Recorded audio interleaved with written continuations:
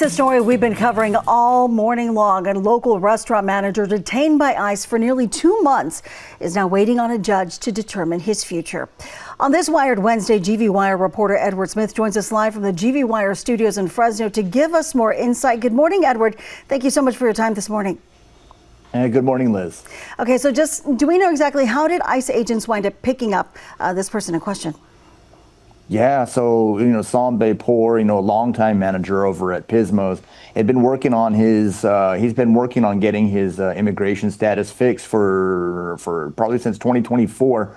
And he got a call from ICE agent saying, hey, we need to do an interview with you. A little suspicious of that. He called up his lawyer, went downtown, saw them, and that's when they picked him up, and they separated from his lawyer, had him do a few questions, and he just had the sense that this was it. And then, they detained him, and since then, like you said, for the past 2 months, he's been down in Bakersfield at the Mesa Verde Detention Center.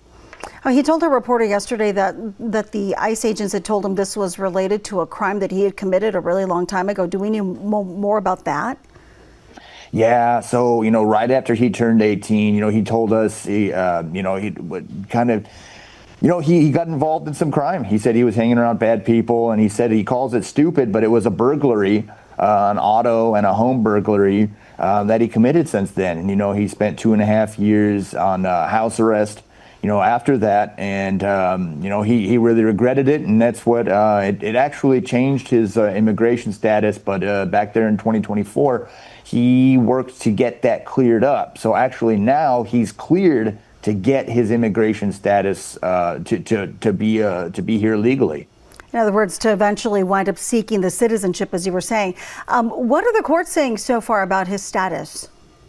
Yeah, so, as I mentioned before, they said that, after he went through all the extra steps of clearing himself, he says it was a non-deportable crime, but he took extra steps in 2024 to get that cleared up and get a lot of those crimes back. Some of them, I think it was 25 years ago.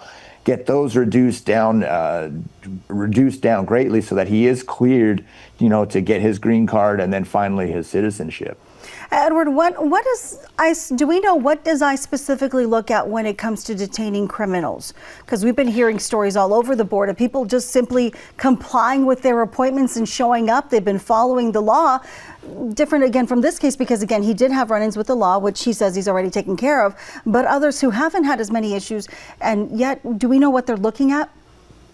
Yeah, so one thing he mentioned was that, ICE looks at arrest records, not at convictions. Now I reached out to ICE and I asked them, is this standard practice for you guys? Now they wouldn't tell me what they would do. They said that they wouldn't divulge their strategies. But it's interesting because it coincides with other data, with their own data that shows that more than 70% of ICE detainees have no criminal convictions. Now that's despite claims that they're going after criminals.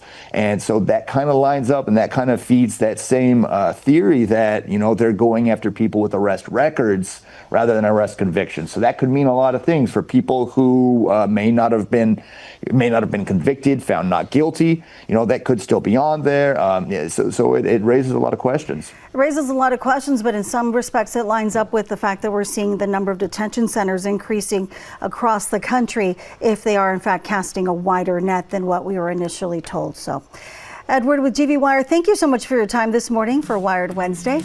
Great day. We'll be right back.